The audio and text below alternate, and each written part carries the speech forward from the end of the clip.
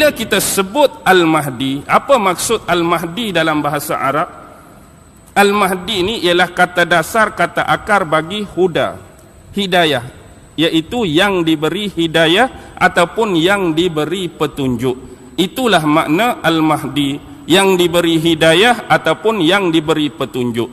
Kalau kita nak bahas dalam ilmu nahu atau ilmu saraf, dia disebut sebagai isim maf'ul. Isim maf'ul.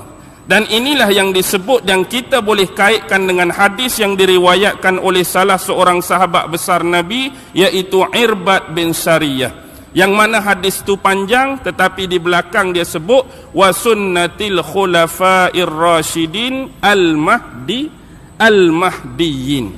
Maksudnya sunnah khulafah yang terpimpin, sunnah khulafah yang terbimbing.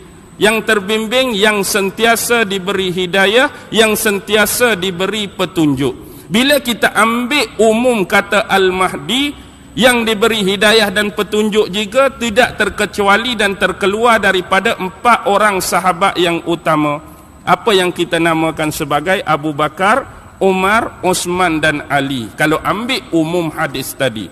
Tetapi pengkhususan hadis-hadis yang diceritakan oleh Rasulullah bukan merujuk kepada 4 nama sahabat tadi, tetapi individu tertentu yang akan lahir daripada keturunan salah seorang ahli keluarga Rasulullah, yang dikatakan berasal daripada keturunan Sayyidina Hasan bin Ali radhiyallahu ta'ala anhuma, dari sebelah bapa, dan ada riwayat yang menyebut akan datang daripada keturunan Husain bin Ali radhiyallahu taala anhuma dari sebelah ibu. Itulah yang dikatakan sebagai Al-Mahdi.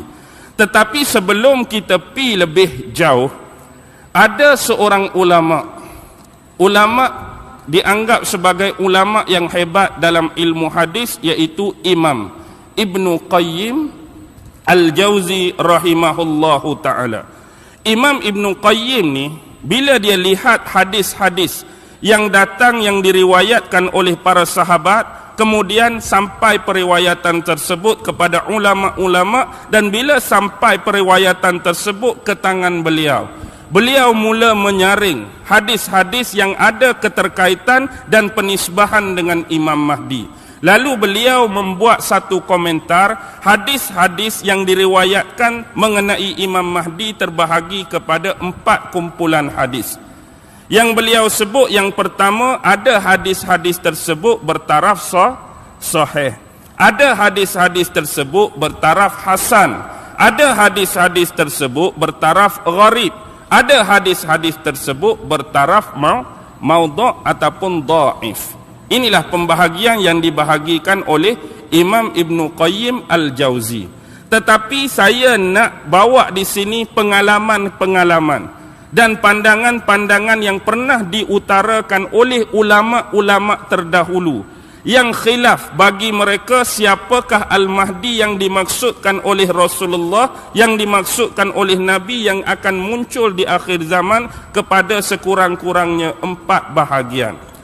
Bahagian yang pertama, ada ulama-ulama sebelum kita ni berkomentar bahawa Imam Mahdi yang dimaksudkan oleh Nabi yang akan muncul di akhir zaman ni tidak lain dan tidak bukan merujuk kepada individu yang sama yang akan diturunkan oleh Allah, iaitu Nabi Isa alaihi salam. Jadi jangan pelik, jangan cepat melatah. Jadi ulama-ulama sebelum kita dah ada yang berpendapat dan berpandangan demikian. Maksudnya Imam Mahdi itu orang yang sama, iaitu Nabi Isa alaihi salam yang akan diturunkan oleh Allah di akhir zaman kelak. Satu pandangan. Yang kedua, ada juga yang berpandangan Al-Mahdi itu adalah nama salah seorang khalifah daulah ataupun Bani Abbasiyah. Kalau kita belajar tentang dinasti dan kerajaan Islam, selepas Sayyidina Ali itu ada dinasti Umayyah, ada dinasti Abbasiyah, ada dinasti Andalusia, ada dinasti yang panjang sampailah dinasti Utsmaniyah. Tapi dinasti yang kedua, Daulah Abbasiyah tu, ada salah seorang khalifah dia dengan gelaran Al-Mahdi daripada kabilah Bani Abbas. Ada juga ulama yang berpendapat dan kata Al-Mahdi yang dimaksudkan tu, yang akan datang tu merujuk kepada salah seorang khalifah daripada dinasti Daulah Abbasiyah. Dan perkara ni dah berlalu dan berakhir pun kalau merujuk kepada dia. Jadi kita terima pandangan dan pendapat tersebut dengan hati yang terbuka. Itu pendapat, itu pandangan. Dan yang ketiga ialah, yang inilah yang disepakati oleh sebahagian besar ulama-ulama ahli sunnah wal jamaah, dan saya kira peratusan besar yang diyakini dan dipercayai oleh kita semua malam ini, iaitu Imam Mahdi masih lagi belum dimunculkan oleh Allah, tetapi seorang individu, figure, personality, insan yang akan dibangkitkan oleh Allah di akhir zaman kelak. Yang kita sebut sifat dan ciri dia tadi ialah salah seorang daripada keturunan Nabi, yang keturunan bapa melalui Hasan, keturunan ibu melalui Husain. Maksudnya dia tak muncul lagi, dia akan datang di kemudian hari bila dekat nak hari kiamat. Jadi ulama-ulama yang mengatakan ada 4 jenis hadis tadi tentang datangnya Imam Mahdi, sama ada Hasan, sama ada Sahih, sama ada Gharib, sama ada Maudhu'. Tetapi bila kita menggabungkan keseluruhan hadis-hadis tersebut, yang dhaif ataupun yang gharib tadi akan jadi naik tingkatan darjat dia, kerana begitu banyak hadis-hadis yang lebih kuat yang bertaraf sahih, hadis-hadis yang lebih banyak dan kuat yang bertaraf hasan. Dengan kata lain, hak gharib dan dhaif tadi saling melengkap, saling membantu menguatkan dengan hadis-hadis yang lain. Okey. Sekarang kita pi pada pandangan yang terakhir. Pandangan terakhir yang saya maksudkan ialah ini bukan aliran biasa ahli sunnah wal jamaah, tetapi yang ini ialah dari aliran Syiah Imamiyah. Aliran Syiah Imamiyah, dalam akidah mereka, mereka mempercayai tentang bab imamah. Sebab tu rukun iman mereka, salah satu yang tak ada pada ahli sunnah wal jamaah ialah imamah, kerana mereka percaya tentang keimaman. Yang tu yang dia ada imam 12 tu bermula daripada Sayyidina Ali, Hasan, Husain, Ali Zainul Abidin, Muhammad Al-Bakhir, Ja'far As-Sadiq, Musa Al-Kazim, Ali Al-Hadi, sampailah yang nombor 11, iaitu Muhammad bin Hasan Al-Askari. Jadi nombor 12 dia tunggu tu ialah Imam Mahdi.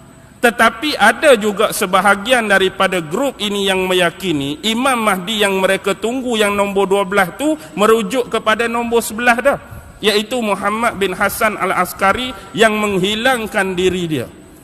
Dulu dia pernah ada, kemudian dia gaib, dia hilang, dia duduk di satu tempat yang orang ni tak tahu, tetapi di akhir zaman dia akan raja'ah, dia akan kembali lagi untuk menjadi Imam Mahdi. Nah, ni anda nak pakailah, cuma saya nak keutarakan pendapat dan pandangan. Ini yang aliran Syiah punya. Jadi secara umumnya terdapat 4 pandangan, 4 yang pernah dikeutarakan ulama-ulama sebelum kita. Pertama, saya ulang balik, Imam Mahdi merujuk kepada Nabi Isa sendiri. Yang kedua, Imam Mahdi merujuk kepada salah seorang khalifah daripada Daulah Bani Abbasiyah. Yang ketiga, yang disepakati oleh sebahagian besar peratusan ulama ahli sunnah wal jamaah, dia ni tak muncul lagi. Dan yang keempat, aliran Syiah yang mengatakan imam ke-11, iaitu Imam Muhammad bin Hasan Al-Askari.